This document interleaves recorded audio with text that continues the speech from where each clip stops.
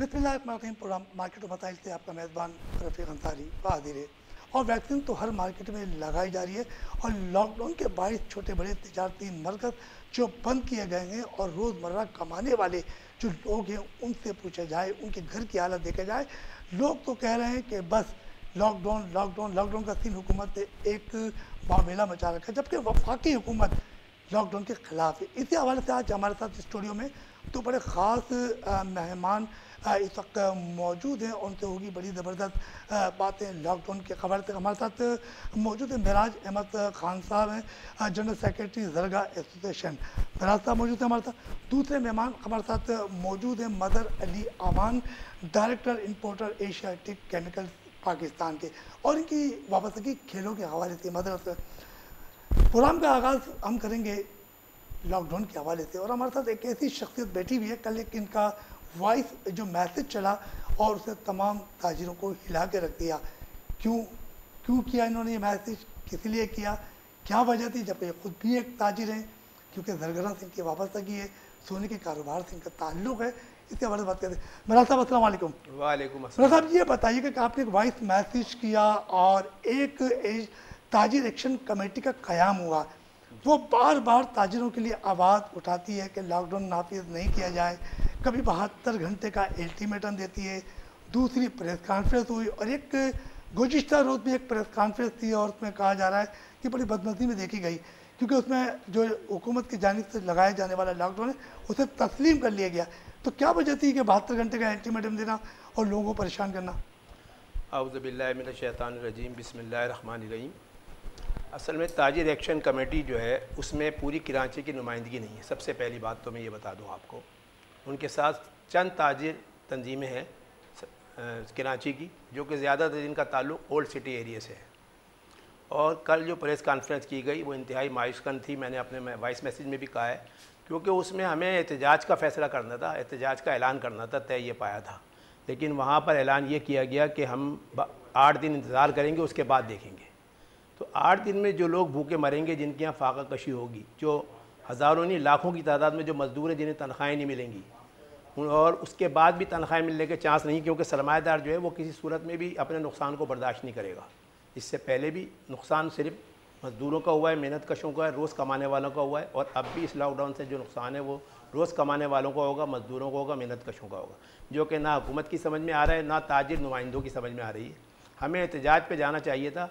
अगर हम एहतजाज करेंगे तो हुकूमत हमारी बात सुनेगी, वरना नहीं सुनेगी। मेरा साहब, हुकूमत तो आपकी जो एक कमिश्नर ऑफिस में एक इजलास हुआ था ताजिर एक्शन कमेटी का, उसमें सारे ताजिर रहनुमा थे, उसमें एक सूबाई वजीर भी थे जो इंडस्ट्रीज़ के अकरम दारिजो, और दूसरे मिनिस्टर थे उसके ट्रांसपोर्ट के अवैध साहब। तो उन्होंने तो तमाम ताजिरों की बात सुनी और सिंध हुकूमत के सबसे नुमाइंदे बन के आए थे और कहा था कि वज़ीर आला साहब जो है वो दूसरे दिन का फ़ैसला करेंगे। तो उस फैसले का क्या हो गया?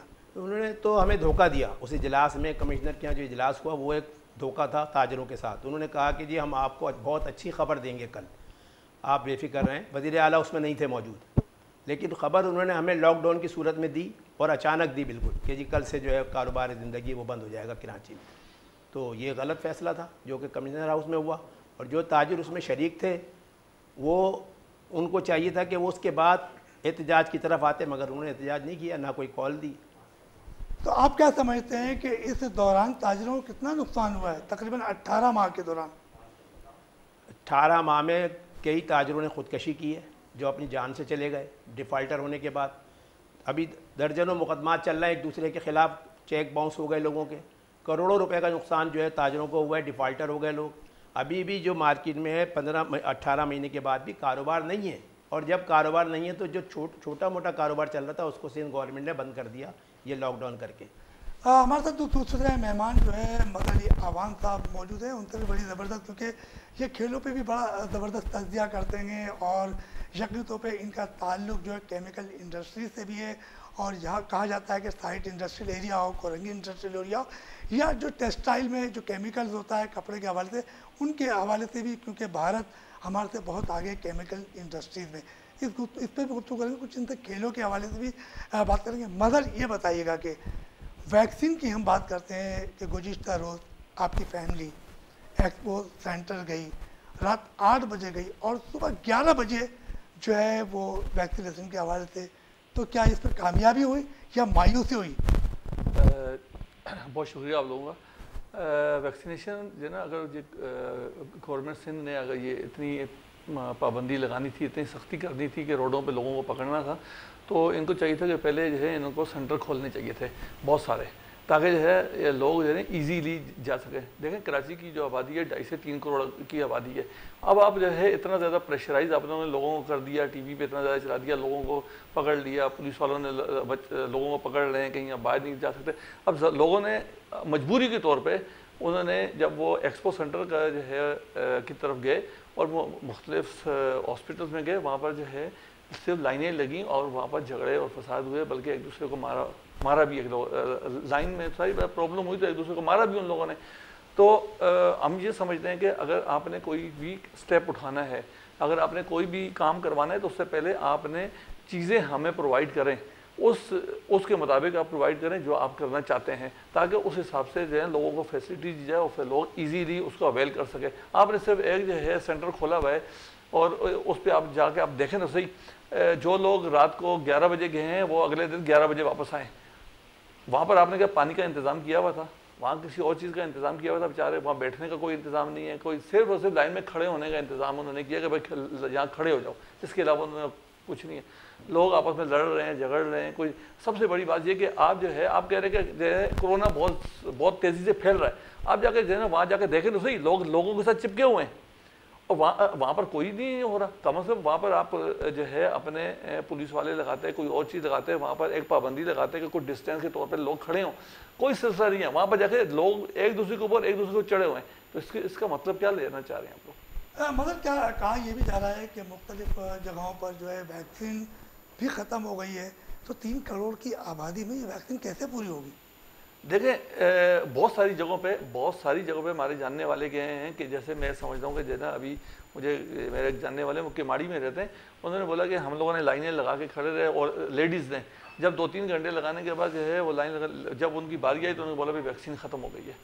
मतलब ठीक है, गवर्नमेंट ऑफ सिंध जो करना चाहती है वैक्सीनेशन के सिलसिले में, कोरोना के सिलसिले में जो भी करना चाहती है, उसमें वो कह रही है 29% जो है लोग जो है ना प्रॉब्लम में है, मगर आपको फिर इंतज़ाम भी उस हिसाब से करना चाहिए, ना कि जो है आपने लोगों को जो है ना लाइन में तो लगा दिया है मगर आपके पास इंतज़ाम नाम की कोई चीज़ नहीं है। जो लॉकडाउन नाफिज किया गया है 31 जुलाई और 8 अगस्त तक की सिंध हुकूमत ने जो है लॉकडाउन नाफिज किया है और वफाकी हुकूमत मुसलसल इस पर इनकार करे। और आज वज़ीर आज़म की भी कुछ गुफ्तगू हुई है जो टीवी पे लोग देख रहे थे, मुकामी चैनल पे उनके सवालों जवाब जो देते हैं अवामी, तो उसमें उन्होंने भी नाराज़गी का इजहार किया है कि मतलब लॉकडाउन नाफिज नहीं करना चाहिए था, वैक्सीनेशन लगानी चाहिए।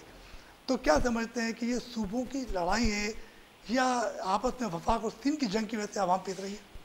देखिए इस वक्त तो जो भी लग रहा है, अगर जो है गवर्नमेंट जो है सेंट्रल जो है वो कहती है कि भाई आप लोग जो है वो लॉकडाउन लगाएं, ये कहते हैं नहीं लगाएंगे, वो कहते हैं कि नहीं लगाएं, ये कहते हैं लगा देंगे। तो इसमें गरीब आवाम, अभी इन्होंने बड़ी अच्छी बात की, इसमें सरमायादार कभी भी अपना नुकसान नहीं करेगा। हम इंडस्ट्रियलिस्ट हैं, हम तो अपना नुकसान नहीं करेंगे। हम जो है सैलरी कैसे देंगे? सैलरी नहीं देंगे तो जो लोग जो है 15,000 20,000 रुपये जो कमाने वाले लोग हैं और वो कैसे अपना गुजारा करेंगे? इससे पहले भी जब जो है ना 1 साल पहले जब हुआ था उस वक्त भी बहुत सारे लोगों की बहुत सारी प्रॉब्लम्स हुई थी और जो प्रॉब्लम हमें हुई थी हमने तो अपनी प्रॉब्लम अपनी जिससे से ऐसे तैसे करके कर ली। हमने अपनी प्रॉब्लम जो है अपने वर्कर्स के ऊपर डाल दी। मतलब इससे लॉकडाउन में तो तमाम इंडस्ट्रियल को जो है वो सिंध हुकूमत ने कोई पाबंदी आई थी की है, ये तो छोटे ताजिरों पर की है। ये तो हमें पता है सर, ये तो सिर्फ ऐलान कर देते हैं। आप हमारी इंडस्ट्री में जाके देखें क्या क्या हो रहा है। हमारे जो है ना हर वक्त जो है कोई ना कोई जो है मोबाइल जो है हमारे गेट पे आ जाती है, उसके बाद हमारे वर्कर्स के जो है ना कार्ड चेक किए जाते हैं। बहुत सारे प्रॉब्लम है। आप जिस चीज़ को जो है ना समझे कि जो है ना सिर्फ जो है ना इंडस्ट्री को आज़ादी दी है, ऐसा सिलसिला नहीं है। बहुत सारी प्रॉब्लम हमारे लिए। अच्छा मेरा साहब ये बताइएगा कि पिछला लॉकडाउन गुजरा 18 मार्च 2020 को पहला लॉकडाउन लगा था और उसके बाद ताजिर शदीद मुश्किलात का शिकार है। तो कभी ऐसा हुआ कि आपने सिंध हुकूमत को कोई एप्लीकेशन दी हो कि जो बेचारे जिन पर कर्जे चढ़ गए और वो अपनी सकात खो चुके, तो उनके लिए बिला सूद कर्जे की कोई आप लोगों ने बातचीत की और सिंध हुकूमत ने क्या जवाब दिया आपको? कोई जवाब नहीं। हमने विफाक से भी कहा है, सिंध से भी कहा है, लेकिन कोई जवाब नहीं है इसका, क्योंकि जो मौजूदा लड़ाई है वो विफाक और सूबे की है। सिंध हुकूमत और वफाकी हुकूमत जो उनकी लड़ाई है, जिसमें नुकसान हमारा हो रहा है, ताजरों का, मज़दूरों का, मेहनत कशों का, रोज़ रोज़ी कमाने वालों का। उनकी तादाद लाखों नहीं करोड़ों में है कराची में, जो रोज़ रोज़ी कमाते हैं, वो उनका नुकसान हो रहा है, वो भूखे मर रहे हैं, उनकी यहाँ फाका कशी हो रही है, वो बग़ैर दवाइयों के मर रहे हैं। 300% दवाइयों की जो है कीमतें बढ़ा दी इमरान खान नियाज़ी साहब ने, उसका असर सारा जो है वो गरीबों पे पड़ रहा है। जो इलाज कराने वाले हैं, लाइलाज लोग मर रहे हैं इलाज की वजह से। मेरा साहब ये तो वफाकी हुकूमत में तो वज़ीर आज़म तो बाकायदा जो है वो कीमतें कम करने की बातें कर रहे हैं, तो कहते हैं कि जो हमने जो अद्वियात की कीमतों में वो तो वज़ीर सेहत होते हैं, वफाकी वज़ीर जो है सेहत, तो उनका काम है, ये वज़ीर आज़म का काम तो नहीं है, क्योंकि एक समरी वज़ीर आज़म के पास जाती है तो वो तो देखते हैं तो मुस्तरद भी कर देते हैं और से पास भी कर देते हैं। तो ऐसा वज़ीर आज़म को नहीं, मौजूदा काबीना बेबस है। जो कुछ हो रहा है इमरान खान नियाज़ी साहब की वजह से हो रहा है, जो कुछ हो रहा है मुराद अली शाह की वजह से हो रहा है सूबा सिंध में। काबीना कुछ नहीं कर रही, इसमें नुमाइंदे कुछ नहीं कर रहा है, वो तो सिर्फ नाम के वज़ीर हैं, नाम के मुशीर हैं। वो तो सब के सब अपनी अपनी जगह पे अब माल तो कमा रहे हैं, लेकिन आवाम को परेशान कर रहे हैं। ये बताइए कि मार्केटों में वैक्सीन लगाने का सिलसिला क्या है? अगर मार्केटों में इजाज़त दे दे तो हम खुद लगवा सकते हैं, हमारे पास जगहें भी हैं, सब कुछ है, हर चीज़ हमारे पूरे इंतजाम हैं। अगर हमें इजाज़त तो दें ना, वो हमें अमला तो प्रोवाइड करें। वो तो हर मार्केट को कह रहे हैं कि हम तो बाकायदा अमला जो प्रोवाइड किया है, आप कैसे कह रहे हैं? किसी को भी नहीं किया, राब्ता भी नहीं किया किसी से। अगर एक मार्केट की आप मुझे बता दें, एक मार्केट में उन्होंने खुद आके कहा है, किसी मार्केट ने अगर खुद अपने तौर पे बंदोबस्त किया है वो उसका अलग है। हम सदर सराफा मार्केट में लाखों की तादाद में सुनार मौजूद है, हम उसके लिए तैयार हैं। हमें वो अमला दें, डॉक्टर दें, उसके लिए हम तैयार हैं। अच्छा मेरा साहब, ये तो अमला भी दे देगा, डॉक्टर भी दे देंगे, आप लोग करोड़ों रुपए का टैक्स अदा करते हो वफाकी और सिंध हुकूमत को जी, तो ऐसी क्या वजह है कि जो सिंध हुकूमत हो या वफाकी हुकूमत हो तो वो आप लोगों से मुज़ाकरात या मुशावरत क्यों नहीं करते कोई फैसला करते वक्त? क्या आप लोग इतने कमज़ोर है कि करोड़ों रुपये टैक्स देने के बावजूद भी आप ही को सुना ही नहीं है? पाकिस्तान की बदनसीबी यही है कि कभी भी इनकम टैक्स देने वाले को कोई इज्जत ही नहीं दी हुकूमत ने, किसी हुकूमत ने भी नहीं दी। पाकिस्तान में हमेशा यही होता रहा, यही हालात रहे हमेशा। ताजिर को बेइज्जत करने का हुकूमत कोई मौका हाथ से जाने नहीं देती, चाहे वफाकी हुकूमत हो या सूबाई हुकूमत हो। टैक्स भरपूर लेते हैं लेकिन सहूलतें कोई नहीं देते। तो आप क्या सहूलत मांग रहे हैं? हमें तो बहुत सारी सहूलतें चाहिए। क्या सहूलत है, अब बताया ना कि आपने आप सबसे पहले हमारा मुतालबा ये है कि ये जो मौजूदा पोजीशन है जिसमें लॉकडाउन लगाया आपने, इसमें बिजली के बिल माफ़ करें, आप गैस के बिल माफ़ करें, आप हमें आसान शराइत पे कर्ज़े दें, हम कर्ज़े लेके मज़ीद आगे अपना कारोबार चलाने को तैयार हैं। क्योंकि अब आवाम में ताकत नहीं है इस वक्त, जो इन्होंने 1.5 साल में हमारे साथ किया है, चाहे सिंध हुकूमत हो चाहे वफाकी हुकूमत, दोनों ज़िम्मेदार हैं, मैं किसी एक को ज़िम्मेदार नहीं करार देता। तो इन्होंने जो हमारे साथ करा है, अब ताजिर इंतहाई परेशानी की हालत में इस वक्त। मेरा साहब, आप कह रहे हो कि बिलासूद कर्जे भी दिए जाएँ, हमारे साथ सहूलत मुहैया की जाए, तो आपकी एक ताजिर एक्शन कमेटी तश्कील दी गई। आप कहते हैं सारे यानी पूरे कराची के ताजिर जो रहनुमा चीज़ तो हुकूमत के साथ बैठ के चाय भी पीते हैं, तस्वीरें भी बनाते हैं, सब कुछ करते थे, तो ये तो उनका काम है ना कि बिलासूद कर्जे फराम कराना। चाय बिस्किट इसका हल नहीं है, इसका हल हमें सड़कों पे आना पड़ेगा अपने हकूक़ के लिए ताजिरों को। मैं बार बार तो ये ताजिर कब आएंगे? तो मैं ताजिर रहनुमाओं से यही मुतालबा करता हूँ अपने कि भाई आप रोड पे आएँ। अभी वो हमाद पूना वाला साहब जो थे वो रोड पे आए थे, उनको जेल भेज दिया था, इस दफ़ा उन्होंने हिमायत कर दी हुकूमत की, अब दोबारा जेल जाना है। आप लोगों ने भी तो ताजिर एक्शन कमेटी ने हिमायत कर दी, 8 दिन को तस्लीम कर लिया। तो अगर उन्होंने हिमायत कर दी तो इसका मतलब उसने अक्लमंदी का सबूत दिया ना? नहीं, अक्लमंदी नहीं, ताजिर दुश्मनी है ये। ताजिर दुश्मनी है ये ताजिर एक्शन कमेटी की ताजिर दुश्मनी है। मतलब क्यों, वजह? इसलिए कि वो अब जेल जाना नहीं चाहते, डरते, एहतजाज करना नहीं चाहते, रोडों पे आना नहीं चाहते। एक्शन कमेटी अहमद पूना वाला नहीं, मैं ताजिर एक्शन कमेटी कमेटी ने तो अहमद ने तो पहले ऐलान कर दिया कि हम हुकूमत के साथ हैं, तो उसको शायद उसको अंदाजा था कि आखिर में जाके जो एक्शन कमेटी है वो भी यही फैसला करेगी। तो इन्होंने तो अक्लमंदी थी या ताजिर एक्शन कमेटी ने भी उसी जैसा फैसला किया है, कोई उससे हटके नहीं किया। हम बात करते हैं कारोबार की, मुहर्रम को छोड़ते हैं अभी तक। ये बताइएगा कि जैसे इन्होंने कहा कि बिलासूद कर्जा देना चाहिए, और यकीन तौर पे आप क्या कहेंगे कि हुकूमत जो बहुत से लोगों ने खुदकुशी कर ली है, कर्जा उतार नहीं पाए 18 माह के दौरान, तो आप इस मुतालिक क्या कहोगे? देखिए, बिल्कुल सही कह रहे हैं कि इस वक्त जो है जो भी बिज़नेसमैन, छोटा बिज़नेसमैन है, बहुत ज़्यादा पिसा हुआ है और पेमेंटें एक दूसरे को देनी होती हैं। तो इंडस्ट्री जो है चलेगी तो पेमेंट्स आएंगी तो चेक एक दूसरे को हम जो है देंगे। हमने ऑलरेडी चेक जो है ना दिए हुए हैं और चेक जो है रिटर्न भी हो रहे हैं, जिसमें आपस में मसले मसाइल बहुत ज़्यादा हो रहे हैं। तो ये गवर्नमेंट ऑफ सिंध को और गवर्नमेंट ऑफ पाकिस्तान को मिलकर आपस में मिलजुल के उनके अपने मसले मसाइल हैं, उनकी हमारी उसकी सियासत से कोई ताल्लुक़ नहीं है। हम अपना कारोबार करने बैठे हैं, हमें कारोबार का माहौल ये लोग मुहैया करें, इंशाअल्लाह हम कारोबार करेंगे, हम उनसे और कुछ नहीं मांगते। मगर इस वक्त जो ताजर की और जो इस वक्त जो है बिजनेसमैन के जो प्रॉब्लम है वो बहुत ज़्यादा संजीदा है, और बहुत सारे लोगों ने बिल्कुल इनकी बात बिल्कुल सही है कि बहुत सारे लोगों ने खुदकुशियाँ की हैं, बहुत सारे लोगों ने एक दूसरे के ऊपर FIR कटवा दी चेक बाउंस होने के चक्कर में।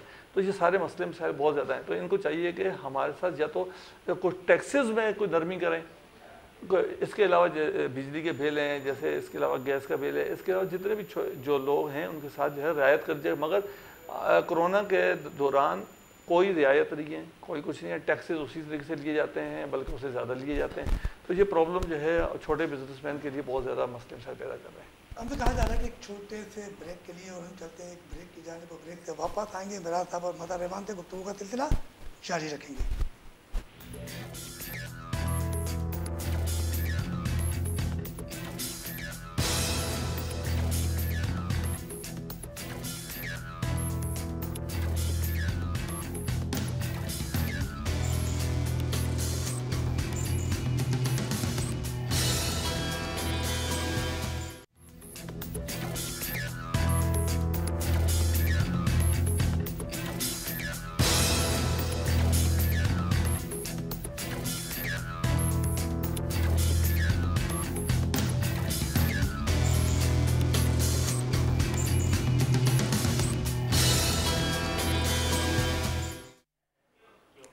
ब्रेक पर जाने से पहले हमारी मदर अवान और मेरा जमत खान साहब से गुफ्तगू का सिलसिला जारी था, और यकीन तौर पे आज लॉकडाउन का दूसरा दिन है, और जब तीसरा दिन शुरू होगा तो फिर कल यानी मंडे है, और लोग कारोबार पे जाएंगे, मार्केट खोलेंगे या नहीं खोलेंगे। कुछ लोग तो कह रहे हैं हम मार्केटें खोलेंगे। अब मार्केट अगर खुलती है तो फिर हुकूमती सिंध की तरफ से क्या एक्शन आता है, इस हवाले से बात करते हैं। मेरा साहब, कल यकीन तो पीर है और लॉकडाउन का तीसरा दिन होगा, तो कहा गया कुछ मार्केटें पहले रोज़ भी खुली थी, तो अब कुछ शादी हाल में शादियां हो रही हैं, कुछ बेचारे जो ठेले वाले थे उन्होंने ठेले लगाए और इंतज़ामिया ने ठेले उठा के फेंक दिए। तो अगर कल मार्केट खुलती है तो उसका रिएक्शन क्या होगा? तसादुम होगा, पुलिस के साथ तसादुम होगा, क्योंकि पुलिस बहुत ज़्यादती कर रही है आवाम के साथ, पुलिस नुकसान कर रही है लोगों का, पुलिस लोगों को तजलील कर रही है। सिंध पुलिस जो है ये सिलसिला बंद होना चाहिए। मैं IG सिंध से मुतालबा करता हूँ इस फॉर्म से आपके कि ये सिलसिला बंद होना चाहिए। पुलिस जो है वो हमारी मुलाजिम है, हम पुलिस के मुलाजिम नहीं है ताजिर। अगर मिराज साहब ये कि आपकी ताजिर एक्शन कमेटी बनी है और सुना है कि आज भी उनका कोई इजलास अभी जारी है, तो क्या ये सिलसिला मीटिंगों तक चलता रहेगा या लॉलीपॉप दिए जा रहे हैं? मैंने पहले भी आपसे कहा कि ये सिर्फ फ़ोटो सेशन तक चलेगा, ये सिर्फ फ़ोटो खिंचवाते हैं, गवर्नर हाउस जाते हैं, कमिश्नर हाउस जाते हैं, वज़ीर आला हाउस जाते हैं, इसके अलावा इनका कोई अमल नहीं है। और इसमें पूरी कराची की नुमाइंदगी भी नहीं है। ये चंद ताजिर रहनुमा हैं जिनको फ़ोटो खिंचवाने का बड़ा शौक़ है और ऐलान करने का। ऐलान पे अमल दरामद भी नहीं करा सकते, वो अपनी मार्केटों में भी नहीं करा सकते। उसकी वजह अपनी मार्केट में क्यों नहीं करा सकते? वो इसलिए नहीं करा सकते कि वो नुमाइंदगी पूरी नहीं है उनकी वहाँ पर, उनके भी मुखालिफ वहाँ पर लोग मौजूद हैं। इसलिए ज़रूरी है कि कराची की जो नुमाइंदगी है वो लोग करें जो कराची के हकीकी ताजिर नुमाइंदे हैं, नाम निहाद नहीं। अच्छा मिराज साहब, नाम निहाद की बात कर रहे हैं, हम बात करते हैं सिराज कासिम तेली साहब की जी। और सिराज कासिम तेली तो वो शख्सियत थी कि जो मिनिस्टर हो, वज़ीर आज़म हो, वज़ीर दाखिला हो, कि कोई भी मिनिस्टर हो, तो उनको कहते थे कि आप हमारे पास आएँ, हम आपके पास नहीं आएँ, और लोग उनके पास दाखिल होते थे, वो अपने काम करा लिया करते थे। तो आप करोड़ों अरबों रुपए का टैक्स देते हो, तो फिर आपकी फरियाद क्यों नहीं सुनते? सिराज कासिम तेली जो थे बहुत अच्छे ताजिर रहनुमा थे, अल्लाह ताला उनकी माफ़रत करे। असल में उसके बाद हमें मुतबादिल कोई फेडरेशन में या चैम्बर में हमें कोई आदमी नहीं मिला अभी तक जो कि उनकी तरह जुर्रतमंदाना फ़ैसले कर सके, जुर्रतमंदाना ऐलान कर सके और हुकूमत से हमारे मुतालबात छोटे ताजिरों के मनवा सके। छोटे ताजिरों की जो नुमाइंदगी थी कासिम तेली साहब की मौत के साथ ही ख़त्म हो गई, चैम्बर में भी और फेडरेशन में। अभी चंद लोग हैं जिनके नाम लिखे हुए वहाँ पर, लेकिन उनका कोई अमल दखल नहीं है, कोई ज़रूरत नहीं है। कुछ जो लोग थे वो हुकूमत में शामिल हो गए, अब वो हुकूमत के साथ हैं, वफाकी हुकूमत के साथ हैं, सूबाई हुकूमत के साथ हैं। ताजिरों के साथ इस वक्त कोई नहीं है। कराची का ताजिर बेबस है, बिल्कुल इस वक्त बिल्कुल बेसहारा बेबस है। और ख़ुद हमारे जो ताजिर रहनुमा है वो उनके ज़ाती मफादात हैं, वो बाहर नहीं निकल रहे, वो सड़कों पे नहीं आ रहे। जब तक हम सड़कों पे नहीं आएंगे, जब तक हम एहतजाज नहीं करेंगे, जब तक हम भूख हड़ताल नहीं करेंगे, उस वक्त तक हमारे मसाइल सूबाई हुकूमत भी हल नहीं करेगी और वफाकी हुकूमत भी हल नहीं मेरा साहब आपने एक लफ्ज़ कहा है कि वो अपनी मफादात के खातिर, क्या कौन लोग हैं जो मफादात के लिए जंग कर रहे हैं? जो इस वक्त क़यादत कर रहे हैं ताजरों। अच्छा, जो ताजिर एक्शन ताजिर एक्शन कमेटी को मैं मानता ही नहीं, वो पूरी कराची की ताजिर एक्शन कमेटी है ही नहीं। वो चंद 4-5 ताजिर रहनुमा हैं जिनके आप नाम उंगलियों पे नाम ले सकते हैं उनके, उनके वो पूरी कराची के नुमाइंदे नहीं हैं। कल जो उन्होंने प्रेस कॉन्फ्रेंस की थी उसमें उनकी सारी हकीकत खुल के सामने आ गई। तो आप भी तो जब ताजिर एक्शन कमेटी में शामिल थे, आप भी तो कल प्रेस कॉन्फ्रेंस शामिल थे, आज कैसी नहीं, मैं ताजिर एक्शन कमेटी में शामिल नहीं हूँ, लेकिन मैं पहली दफ़ा उनके इजलास में कल गया था, पहली बार। अच्छा, लेकिन मैंने उनमें कोई जुर्रत ही नहीं पाई, कोई फैसले की ताकत ही नहीं पाई, लिया था हम उठ के आ गए वहाँ से। अच्छा मदर, ये बताइएगा कि हमने तो कुछ बात करी कारोबारी, और यकीन तौर पे कि खेलों की सरगर्मियाँ भी बड़ी मुतासिर हुई हैं, क्योंकि जब जो कहा जाता है ना कि जूनियर डिस्ट्रिक्ट PCB की जो चल रही थी वो भी ख़त्म कर दी गई है। खेलों के सामान आसमानों से बातें कर रहे हैं। एक बल्ला जो 5,000 का था आज वो 15,000 रुपये का है। तो इससे खेलों के साथ साथ कुछ खिलाड़ी भी बेरोज़गार हुए।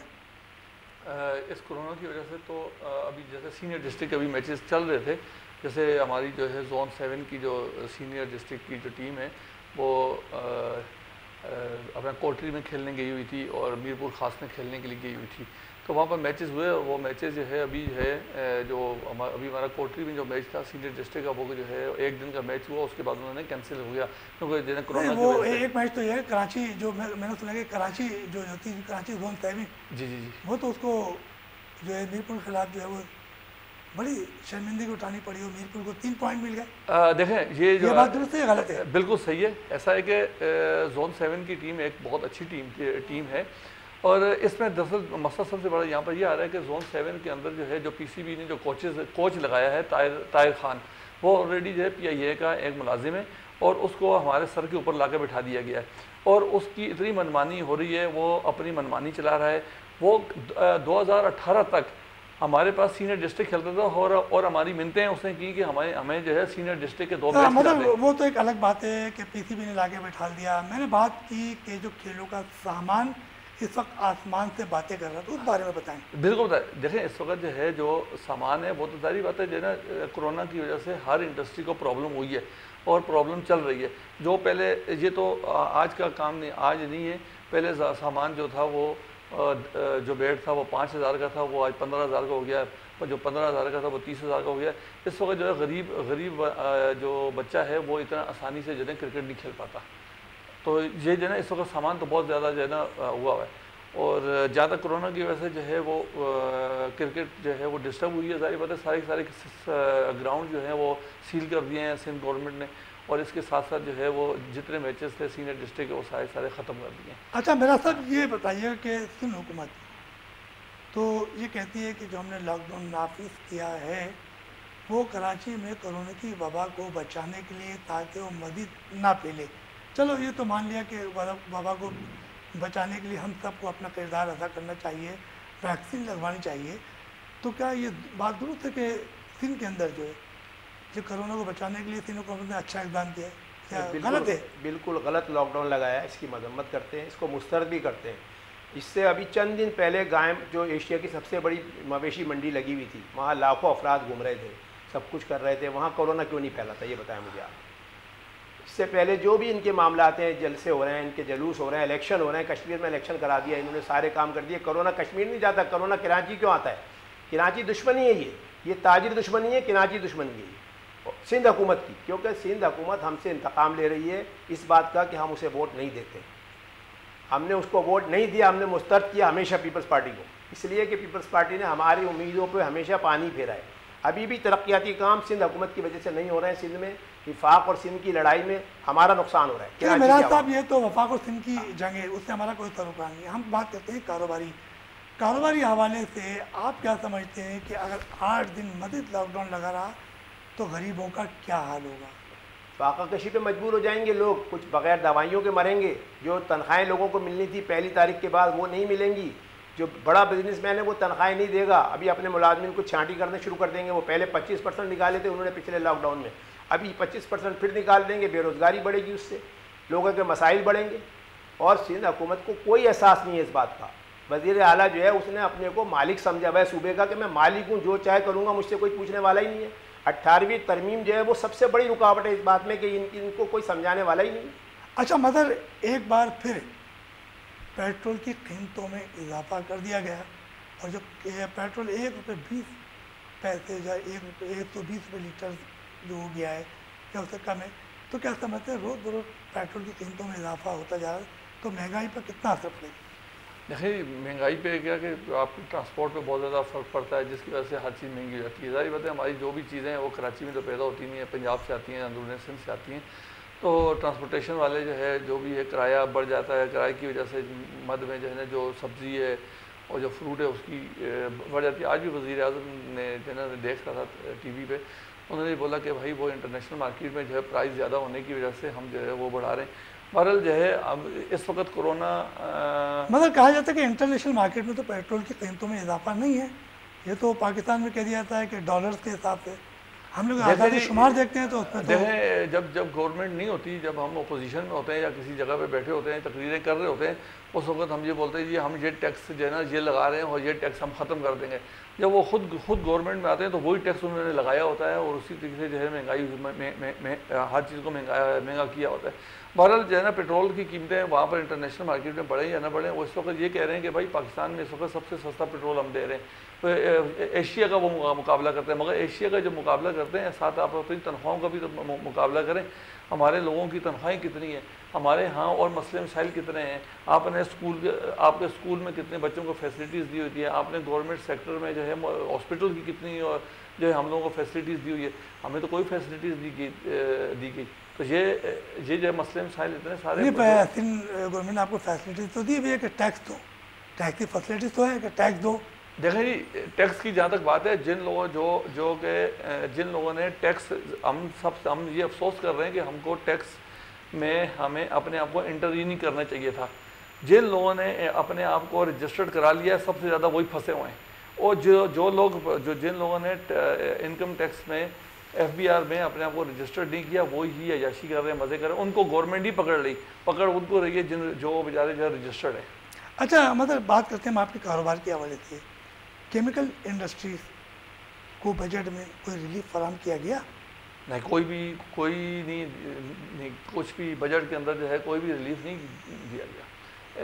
यही है रिलीफ जो है कभी हमने तो उम्मीद भी नहीं गवर्नमेंट से लगाते कि जो है ना शायद जो है ना ये लोग जो है हमें कोई रिलीफ दे दें, क्योंकि ये रिलीफ देंगे नहीं बल्कि हमसे रिलीफ लेते हैं ये लोग। तो मतलब जो केमिकल्स है हमारी ये इंटरनेशनल तौर पे भी जाती है, मगर हमसे सुना है कि भारत केमिकल के शोबे में हमसे बहुत आगे है और हमारा केमिकल जो है वो इंडस्ट्रीज यानी कि कपड़े में इस्तेमाल होता है या दीगर और भी जो सामान में होता है। देखें ये हमारी बदकिस्मती है कि हम जो है जो यहाँ इंडस्ट्री जो केमिकल इंडस्ट्री लगाई हुई है उसमें सबसे बड़ा प्रॉब्लम ये है कि हमने अपने जो इंडस्ट्रियलिस्ट हैं जो मैन्युफैक्चरर उनको फैसिलिटीज़ नहीं देते। और जबकि इंडिया तो हमसे बहुत आगे है, ज़ाहिर बात है उसकी केमिकल इंडस्ट्री बहुत बड़ी है और वहाँ पर जो है ना केमिकल दर्जनों के हिसाब से बनते हैं, वो एक्सपोर्टर हैं बहुत बड़े, जबकि पाकिस्तान जो है एक्सपोर्टर नहीं है बल्कि इम्पोर्ट ही करते हैं सारे केमिकल्स। अच्छा पाकिस्तान में तैयार होने वाला जो केमिकल है वो कहाँ इस्तेमाल होता है? इंडस्ट्रियल कपड़े में इस्तेमाल होता है या दीगर घरेलू जो सामान? देखिए जो है इस वक्त कुछ इंडस्ट्रीज है जो मैन्युफैक्चरिंग कर रही है वो कपड़े में हम लोग यूज़ कर रहे हैं। इसके अलावा जो है धागा बनाने में इस्तेमाल हो रहा है, प्रिंटिंग में है, डाइंग में है। कुछ बहुत ही 1 से 2% जो है जो केमिकल्स जो मैन्युफैक्चर हैं वो पाकिस्तान के अंदर यूज़ होता है। बाकी जो है हम 98% 97% चीज़ें जो है वो चाइना से और इंडिया में तो खैर इसको बैंड लगा दिया है, हमने पाकिस्तान गवर्नमेंट ने बैंड लगाया, हम नहीं इम्पोर्ट कर सकते। हम जो है तकरीबन सारा केमिकल जो है हम लोग चाइना से इम्पोर्ट करते हैं। अच्छा मेरा साहब ये बताइएगा कि ये तो चाइना से इम्पोर्ट कर रहे हैं, केमिकल का है और यकीन तौर पर कपड़ों में इस्तेमाल होता है, आपका ताल्लुक़ है यानी कहते हैं सोना, और सोना घर में होता है तो फिर सोना ही होता है क्योंकि सोने की कीमत ऐसी होती है कि आजकल डॉलरों के हिसाब से और दरगलान है। तो आपके यहाँ तो छोटे छोटे कारखानों में ये जो मज़दूर होते हैं, अगर ये लॉकडाउन मज़ीद चलता रहा तो उन मज़दूरों का क्या होगा जो आपके यहाँ छोटे छोटे कारखाने बने हुए उसमें दरगल काम करते हैं, उनका क्या होगा? मैं आपको बताऊं कि इमरान खान साहब की हुकूमत आने के बाद सोने का जो भाव है वो दुगना हुआ है, मतलब डबल हो गया। 49,500 रुपये तोला सोना था जब इमरान साहब ने हुकूमत संभाली है, और आज 1,10,000 रुपये तोला है। हमारा काम वैसे ही 50% ख़त्म हो गया। सुनार का काम जो है, ज़रगर का जो काम है, अभी हमारे जो ज़रगर हैं वो रिक्शे चला रहे हैं, वो खाने बेच रहे हैं, वो सौदे बेच रहे हैं, दूसरी सर्विसों में जा रहे हैं, दूसरी नौकरियां ढूंढ रहे हैं। तो ये तो शोबे को ख़त्म करने की साजिश है पूरी। उसके बाद हम पे जो अब नए टैक्स लगाए जा रहे हैं, जो FATF के मुतालबे पे, वो भी सारे इस इंडस्ट्री को ख़त्म करने के लिए लगाए जा रहे हैं। हमें सबसे ज़्यादा नुकसान मौजूदा गवर्नमेंट ने 3 साल में पहुँचाया है, जिसकी वजह से हमारे 50% जो मजदूर हैं, जो कारीगर हैं, जो मेहनत कश हैं, जो हुनरमंद थे, वो सब बेरोज़गार हो गए और वो घरों में बैठ गए जाके, या दूसरी नौकरियां कर रहे हैं। हमारी मौजूदा पोजीशन ये है कि हम 1.5 साल में मज़ीद कर्जदार हुए हैं और कर्जदार हो रहे हैं। हमारा जो काम है वो बंद है। जब तक ये मामला जारी रहेंगे, मौजूदा हुकूमत अपने मामला को दुरुस्त नहीं करेगी। दुरुस्त नहीं है, सिर्फ आदाद शुमार का गोरख धंधा है जो कि हमें सुनाया जाता है।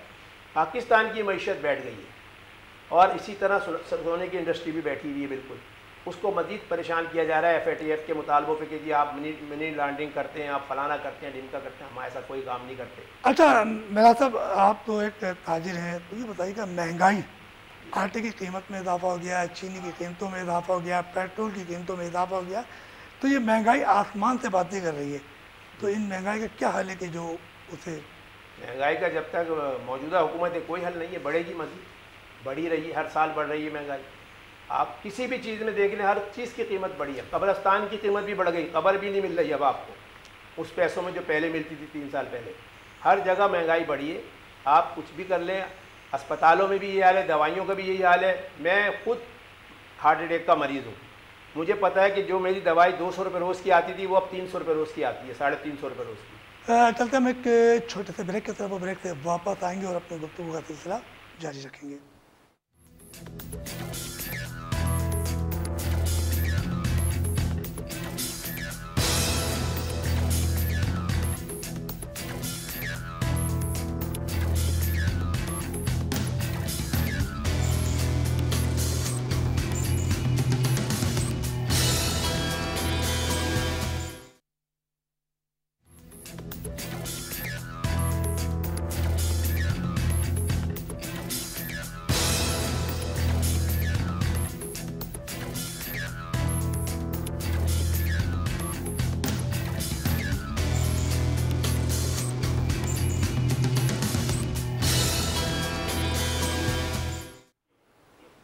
ब्रेक पर जाने से पहले हमारी मिराज अहमद खान साहब से गुफ्तगू का सिलसिला जारी था और यकीनी तौर पे कि गरीबों को रिलीफ फराहम करने के लिए जो कहा जा रहा है कि वफाकी हुकूमत की तरफ से किसी किस्म की कोई भी सहूलियात मुहैया नहीं की जा रही है। मतलब रहमान साहब ये बताइएगा, अभी हम बात कर रहे थे खेलों की सामान की, क्योंकि खेलों का सामान तो सियालकोट से आता है और आपने कहा कि सारा सामान पंजाब से आता है। तो यकीन तौर पर जो डिस्ट्रिक्ट अभी जो चल रही है पूरे मुल्क में, जूनियर जो सीनियर डिस्ट्रिक्ट क्रिकेट चल रही थी PCB की तरफ से, तो अभी मज़ीद मैचेस रोके गए, तो उसमें खिलाड़ियों के क्या तासुरात हैं इस वक्त? जो देखें, सीनियर डिस्ट्रिक्ट जो है वो 2 साल के बाद हो रही है, क्योंकि पाकिस्तान क्रिकेट बोर्ड ने जो है वो जो है ना सारी क्रिकेट ख़त्म कर दी थी। तो ये 2 साल के बाद दोबारा से क्रिकेट स्टार्ट की है। प्लेयर, जाहिर बात है हर प्लेयर चाहता है कि जो है ना क्रिकेट हो और क्रिकेट खेलें, तो वो तो क्रिकेट के लिए बेचारे बेताब थे। और अभी जो है ना कोरोना की वजह से जो है वो थोड़ी सी जो है ना दोबारा से मैचेस रुक गए, जिसकी वजह से मायूसी उनमें आई है। तो जहाँ तक हमारी सीनियर डिस्ट्रिक्ट की टीम है, जोन 7 की टीम है, बेहतरीन टीम है। और हम ये समझ रहे थे कि ये बल्कि समझ रहे हैं कि इंशाअल्लाह जो ये जो जोन 7 है जिसने जाके मैचेस जो हैं अंदरूनी सिंध में खेलें, और हम समझते हैं कि हमारी टीम उनसे ज़्यादा बेहतर है और वहाँ से चैम्पियन होकर आएगी। मगर ऐसा है कि जो ना जो कोचेस जो हमारे जो लगे हैं, जो हमारी टीम के साथ लगा हुआ है, वो हमारे प्लेयर्स को मुकम्मल तौर पे खुले तरीके से खेलने नहीं दे रहा। देखिए मदर वो तो एक पॉलिसी PCB की होती है, जहाँ मैनेजर की होता है, वो समझता है कि मुझे किस खिलाड़ी को कहाँ पे किस पोजीशन पे खिलाना है। ये तो मैनेजर का मसला है, तो उसमें बाहर आउटसाइडर का क्या मसला? नहीं, ये मैनेजर नहीं है, ये कोच की बात है। कोच का काम होता है सिर्फ सिखाना, ना कि इंटरफेरेंस करना ग्राउंड के अंदर। अगर चलो कोच भी है तो कोच भी बेहतर समझ रहा है कि मुझे किस खिलाड़ी को फील्ड में उतारना है। नहीं, उसका काम ये नहीं है कि जो है ना ये काम करना। उसका काम सिर्फ ये है कि उसको जो है ना, देखें आपने कैप्टन किस लिए बनाया, कैप्टन को कैप्टनसी करने नहीं दे रहा वो। वो उसके अंदर इंटरफेरेंस कर रहा है। अच्छा, जो आप इस बात से अंदाज़ा ये कर रहे हैं कि हमजा गांची एक लड़का है जिसने कायद-ए-आज़म ट्रॉफी में 300 रन रिकॉर्ड किए, उसको नेशनल बैंक के खिलाफ उसने ज़ाती बिना पे उस लड़के को 2 मैचेस के लिए बिठा दिया। ये कोई इतना एक ईजी डिसीजन है क्या? जो ताहिर खान है वो क्या समझ रहा है कि जो है ना उसको पीसीबी ने एक कोच बना के यहाँ पर दिया है और हमारे सरों पर बिठा दिया। टीमें हमारी, क्लब हमारे, जोन हमारा, सारी मेहनत हम कर रहे हैं और आके जो है मतलब ये किसी वक्त हम खेलों के प्रोग्राम में बात करेंगे। आपकी बड़ी ज़बरदस्त बात है, कुछ खिलाड़ियों के साथ नाइंसाफ़ी हो रही है। ये बताइए कि अब लॉकडाउन है, अगर मज़ीद ये खेलों की सरगर्मियाँ बंद रही तो जो छोटे छोटे जो स्पोर्ट्स की दुकानें खुली हुई है तो वहाँ तो उमूमन हॉकी ख़त्म हो गई, फुटबॉल कोई ख़रीदता नहीं है, बैडमिंटन कोई ख़रीदता। एक छोटा सा शोबा था क्रिकेट, एक पल्ला अगर कोई 5,000 का ख़रीदता था तो उससे 2 पैसे का प्रॉफिट हो जाता था, अब वो भी बंद हो गया। तो अब उनके लिए मुतालिक क्या कहोगे? देखिए, जो छोटा ताजिर वो ख्वाह क्रिकेट से, वो ख्वाह खेलों से ताल्लुक़ है या कपड़े से ताल्लुक़ है या सोने से ताल्लुक़ है या किसी भी रिलेशन से ताल्लुक़ है उसका, वो इसका प्रॉब्लम में ही है। क्योंकि कोरोना में जो है ज़ाहिर बात है हम क्रिकेट से रिलेटेड हैं तो सारे ग्राउंड बंद हैं। जब ज़ाहिर बात है ग्राउंड बंद होंगे तो बॉल इस्तेमाल नहीं होगी, बॉल नहीं इस्तेमाल होगी तो बैट इस्तेमाल नहीं होगा, बैट इस्तेमाल नहीं होगा, बहुत सारी चीज़ें इस्तेमाल नहीं होगी। तो ज़ाहिर बात है जो चीज़ें जब इस्तेमाल नहीं होंगी तो दुकानों से लोग कैसे लेंगे। अच्छा, दूसरी चीज़ ये कि जो है ना आपके पास जो है ना फॉर एग्ज़ाम्पल मेरा बच्चा खेल रहा है, मेरे पास है, मेरा कारोबार चल रहा है, खुला चल रहा है, मैं अगर वो 2 बॉलें भी लेता है तो मुझे कोई प्रॉब्लम नहीं होती कि जी कारोबार चल रहा है। अभी वो अगर 1 बॉल भी लेता है तो मुझे दुखता है कि यार ये जो है ना कहाँ से ये ले रहा है। तो ज़ाहिर बात है कारोबार पे बहुत ज़्यादा फ़र्क पड़ा है। कारोबार पे जब फ़र्क पड़ेगा तो ये इन एक्टिविटीज़ पे भी फ़र्क ज़रूर पड़ेगा। अच्छा मेरा साहब, आपके साथ चलते हैं कि एज ए ताजिर, पहले कहा गया है कि सिंध गवर्नमेंट की तरफ से कि जो है डबल सवारी पे पाबंदी आयद कर दी गई सिंध के वज़ीर दाखिला साहब ने, उसके बाद ये पाबंदी हटा ली गई। ताजिर एक्शन कमेटी के ये कहना है कि ये हमारे प्रेशर पे हटाई गई, मेरी कुछ ताजिरों से बात हुई थी, तो क्या बात दुरुस्त है कि उनके कहने पे पाबंदी उठा ली?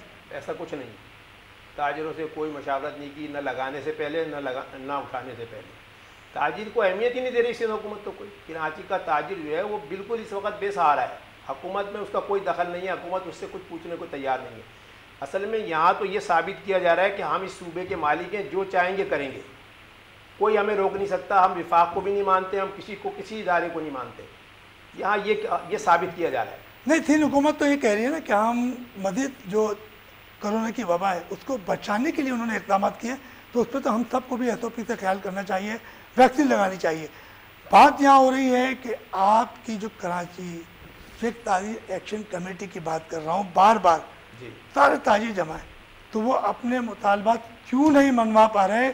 और वो कहते हैं कि जब डबल सवारी उन्होंने ख़त्म करा दी तो भी दीगर मामला क्यों नहीं ख़त्म हो रहे? ताजिर एक्शन कमेटी हकीकी कमेटी नहीं है पाक कराची की ताजिरों की, वो एक ऐसी कमेटी है जिसको सिर्फ हुकूमत ने बनाया है। वो 4-5 अफराद हैं, उनका कोई ताल्लुक कराची के ताजिरों से। तो हुकूमत ने क्यों बनाया है? अपने मफाद के लिए, अपनी बात मनवाने। आप कैसे कह रहे हैं कि हुकूमत ने बनवाया हो? आपके पास क्या प्रूफ है? नहीं, प्रूफ की बात नहीं हो रही। जो उनका तरीक़ाकार है, जो उनका तरीक़ा अंदाज है, वो बिल्कुल ये साबित करता है कि वो ताजिर दुश्मन है, ताजिर के दोस्त नहीं है। अगर ताजिर तो मुसलसल, चाहे वो ताजिर एक्शन कमेटी हो या दूसरे ताजिर हो, वो तो हुकूमत के खिलाफ बयान दे रहे हैं कि हम इसे मुस्तरद करते हैं, तो हुकूमत क्यों बनाएगी? बयान देने से अब कुछ नहीं होगा, अब सड़कों पे आने से होगा जो कुछ होगा। अगर आपने सिंध हुकूमत से निमटना है कराची के ताजिरों ने, तो सड़कों पे आना पड़ेगा। मैं ऐलान कर रहा हूँ इस बात का, जो सड़कों पे नहीं आएगा उसकी इसी तरह जिल्लत और रुसवाई होती रहेगी कराची के ताजिरों की। अच्छा ये बताइए कि मेराज साहब, जोबली मार्केट की बात करते हैं जी, वहाँ का दुकानदार, अभी 166 दुकानें जो है मस्मार की जाएंगी चीफ जस्टिस के अहकाम पे कुछ कर दी गई हैं, और वहाँ के जो चेयरमैन थे गनी मेमन, उनको गिरफ्तार किया गया, उन्हें छुड़वा लिया गया। अब जो वहाँ के जो मजदूरों की हालत है वो दुकानदार की, तो उसके आप जो ताजिर लोग हैं उनका कितना साथ दे रहे हो, ये बताइए। गलत हुआ है, ताजिर दुश्मनी है वो। अच्छा, गलत हुआ है वो, उसको हम मुस्तरद करते हैं, उस फैसले को मुस्तरद करते हैं, वो गलत फैसला है वो। इसलिए कि अगर उनको मुतबादिल रोज़ी पहले उसको कोई बंदोबस्त किया जाता, उसके बाद उनको हटाया जाता वहाँ से, तो हमें कोई एतराज़ नहीं है। लेकिन कोई भी बंदोबस्त नहीं किया गया, कोई मुज़ाकरात नहीं किए गए किसी से। वहाँ की जो एसोसिएशन है उससे मुज़ाकरात करते हैं आपने वो भी नहीं करे। ये कोई तरीक़ाकार नहीं है कि आप अचानक रात को आएँ और कहें जी ये दुकानें हम तोड़ेंगे ख़त्म। 164 दुकानें नहीं है, 164 ख़ानदान वो हैं जिनकी वो दुकानें हैं, और उनके पास जो मुलाजमीन हज़ारों की तादाद में वो ख़ानदान अलग है जो बेरोज़गार होंगे। एक तूफ़ान है बेरोज़गारी का जो कराची में फैलाया जा रहा है, और एक साजिश के तहत हो रहा है ये सब कुछ। कराची की तिजारत को ख़त्म किया जा रहा है, बस हम तो ये जानते हैं और कुछ भी नहीं। ये कराची दुश्मनी भी है, ताजिर दुश्मनी भी है ये। और हमें फिर एक बार कहूँगा कि जब तक हम एहतजाज नहीं करेंगे सिंध हुकूमत हमारी बात नहीं समझेगी। अच्छा मतलब ये बताइए कि मेरा साहब बार बार कह रहे हैं कि सिंध हुकूमत जो है वो ताजिरों के साथ दुश्मनी कर रही है, लेकिन इनके अल्फाज से ये समझ में आ रहा है, तो आप क्या समझते हो कि क्या वाकई सिंध हुकूमत छोटे बड़े ताजिरों पर कुछ जुल्म कर रही है? आप क्या कहेंगे इस बारे में? देखिए जना जो ज़ाहिर बात है जो ताजर हैं, जिस तरीके से ये मार्केटें वगैरह टूटी हैं, ज़ाहिर बात है जब बनी थी तो उस वक्त भी तो गवर्नमेंट ऑफ सिंध थी, उस वक्त वो देख रही थी कि वो ये बन रही है, तो उसी वक्त उनको बनने नहीं देते। अगर अब वो बन गई हैं तो उनको अल्टरनेट बिल्कुल देना चाहिए ताकि नहीं वो 60 साल से वहाँ कैंप किराया भी ले रही थी, तो ले रही है ना, ज़ाहिर बात है तो ले रही है, तो जो है ना अब उसको पहले तोड़ने से पहले उसको अल्टरनेट जगह देनी चाहिए ना कि भाई ये आपको अब हम तोड़ रहे हैं और ये दूसरी जगह है ताकि आप अपने रोज़गार चला सकें। क्योंकि जो है ना जो कारोबारी बंदा है वो तो कारोबार कर रहा है, उसके साथ हर दुकान में 5 से 6 लड़के जो है ना काम कर रहे होते हैं, तो कारोबार तो डिस्टर्ब हो। इसके अलावा जो है जो लोग हैं वो बेरोज़गार हुए, तो जो जब बेरोज़गारी बढ़ेगी तो हमारे यहाँ जो क्रिमिनल तबका है वो बढ़ेगा। तो जाहिर बात है देखें मेरे यहाँ मैं जो हूँ मुझे कहीं से नौकरी से निकाल दिया जाता है तो मेरे छोटे छोटे बच्चे होंगे, तो मैं जाहिर बात है उनको कहीं ना कहीं से दूध तो ला कर दूँगा, रोटी तो ला कर दूँगा।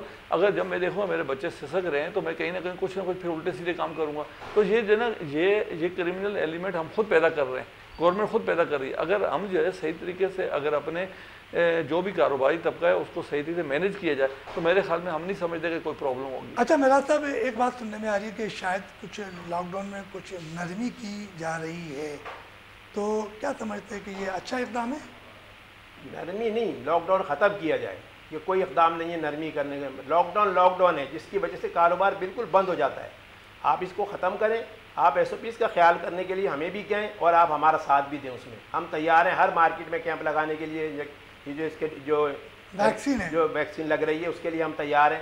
तमाम हम अपने लेबर भी देंगे उसके लिए, आप हमें डॉक्टर दें, आप वैक्सीन दें, हम लगाएंगे।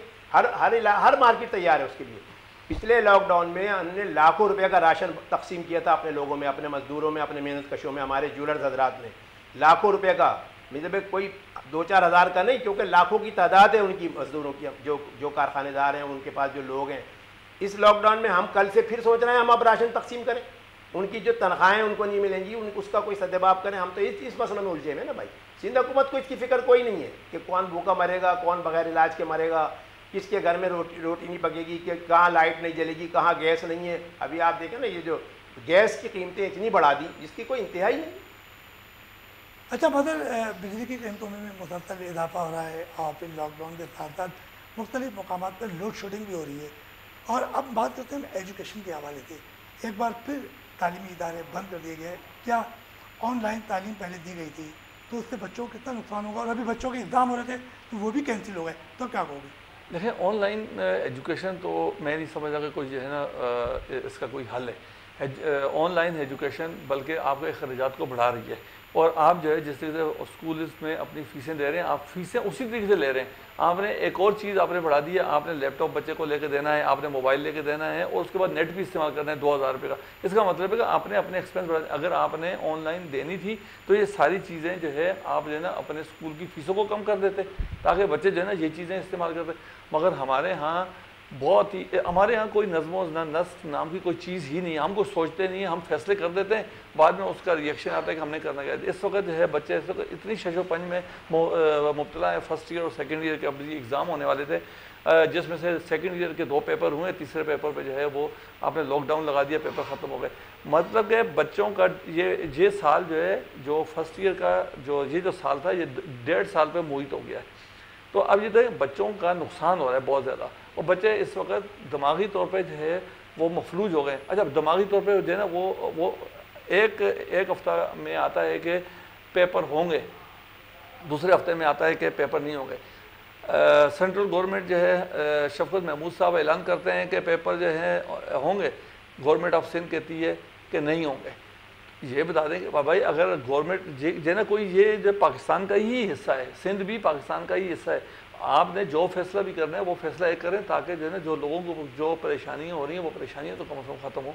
अच्छा मेरा साहब ये सही कह रहे हैं कि एजुकेशन के हवाले से बात करिए, वैक्सीन अगर अब 3 करोड़ की आबादी है वही 3 करोड़ की आबादी में वैक्सीन लगाना, अगर ये वैक्सीन का सिलसिला तो लंबा चौड़ा चलता रहेगा तो क्या इसी तरह लॉकडाउन भी चलता रहेगा? लॉकडाउन तो नहीं चलना चाहिए, वैक्सीन चलनी चाहिए, लगनी चाहिए। हम उसकी तो हिमायत करते हैं कि वो लगनी चाहिए, कि इलाज है वो तो बहरहाल इलाज सुन्नत है, वो कोई उसके लिए हम मना नहीं करते। लेकिन लॉकडाउन तो किसी सूरत में भी कराची के ताजिर को कबूल नहीं है। लॉकडाउन इस मसले का हल ही नहीं है। नहीं वो तो कबूल तो नहीं है, अब तो कबूल हो गया ना। नहीं वो तो अब ये तो है ना, उसके बाद एक वक्त आएगा, मैं आपको बता दूं कि लोग मज़ाहमत करेंगे। अपने बच्चों को भूखा मरतबा कोई नहीं देख सकता, फिर हम दूसरों के बच्चे मारेंगे। जब हमारे बच्चे भूखे मरेंगे तो फिर हम डकैतियाँ करेंगे और दूसरे काम करेंगे, फिर ये होगा लोग सड़कों पे आ जाएंगे, लूटा मार होगी इस शहर में, इस पूरे सूबे में। क्योंकि हुकूमत जो है वो ऐसे हालात पैदा कर रही है कि लोग सड़कों पे आएँ और लूट मार करें।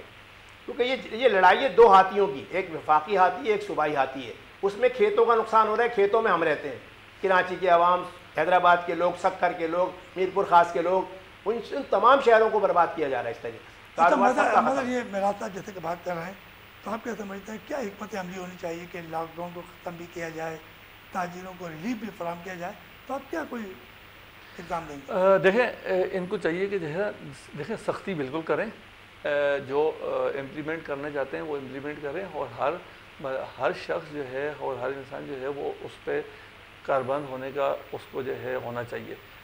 ये बोलें कि भाई ठीक है जी लॉकडाउन, क्योंकि लॉकडाउन जो है ना इस चीज़ का हल का मसले का हल नहीं है। इससे मसले मसाइल और ज़्यादा बढ़ रहे हैं, लोगों के घरों में भूख हो रही है, लोगों के घरों में मसले मसाइल हो रहे हैं। अगर आपने लॉकडाउन करना है तो फिर ऐसा करें कि फिर गरीब लोगों के यहाँ जो है वो चीज़ें भी पहुँचा दें, को उनके खाने का सामान भी पहुँचा दें। भाई छोटे छोटे बच्चे हैं उनको जो है ना कुछ चीज़ें भी तो मुहैया करें, आप कुछ रिलैक्सेशन दे दें या कुछ ऐसा जो है ना जगह पे कायम कर दें जिससे जो है ना लोग जो है ना जो गरीब लोग हैं अपने जो है ना ज़रूरत की चीज़ें वहाँ से लेके जा सकें। देखें ये लॉकडाउन जो है बिल्कुल भी देखें पहले लोगों ने किया, थोड़ी सी प्रॉब्लम हुई, जैसे जैसे ये मसले मसाइल बढ़ते रहेंगे ये खिलाफ वर्जी होती जाएगी। तो ये गवर्नमेंट के ख़िलाफ़ जो है जब लोग निकलेंगे तो ये जो है ना गवर्नमेंट के ख़िलाफ़ निकलने से जो है गवर्नमेंट को ही प्रॉब्लम होगी। तो गवर्नमेंट को चाहिए कि अपने बिल्कुल जो है ना करें, सख्तियाँ करें। जारी बात है जो है ना एक वबा फैली हुई है, मगर बदल ये इस लॉकडाउन में तो कुछ चीज़ें देखने में तो नहीं आ रही कि लोग जो है वो ऐसा पिता ख्याल कर रहे हो। देखें मैंने एक चीज़ मैं आपको बता दूँ कि मैं जो है ना अभी मैं कराची में तो खैर बहुत ज़्यादा सख्ती है हम देख रहे हैं। मैं अभी 3 दिन पहले जो है मीरपुर ख़ास से आ रहा हूँ, मीरपुर ख़ास से लेकर मैं कराची तक आया हूँ। वहाँ के गाँव में मीरपुर ख़ास में वहाँ पर इस चीज़ के नामो निशानी नहीं है, सिर्फ उसे कराची के ऊपर ही जो है ना सारे जहाँ कोरोना आ रहा है, वहाँ पर कोई कोरोना है ही नहीं, हमने कोरोना वहाँ देखा ही नहीं है। अच्छा मेरा साहब हमारा प्रोग्राम का वक्त ख़त्म हो रहा है, चलते चलते आप क्या कहेंगे?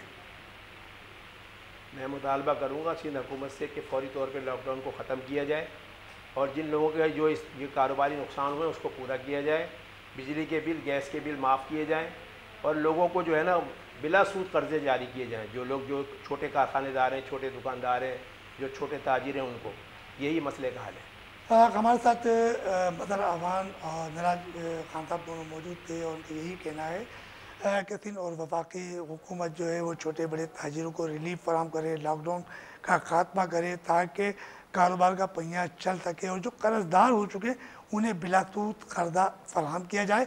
और बल्कि अगर सेहतमंदाना सरगर्मियों की बात की जाए तो खेलों के मैदान को एक बार फिर आबाद किया जाए ताकि कोरोना का खात्मा हो। और वैक्सीन तो हर जगह पे लगाई जा रही है, छोटी बड़ी तजारती मराकज़ में भी वैक्सीन का लगाने का सिलसिला जारी है और ताजिर तो खुद भी कह रहा है कि हमें डॉक्टर्स मुहैया किए जाएँ, हम अपने खर्चे पे वैक्सीन लगाएंगे।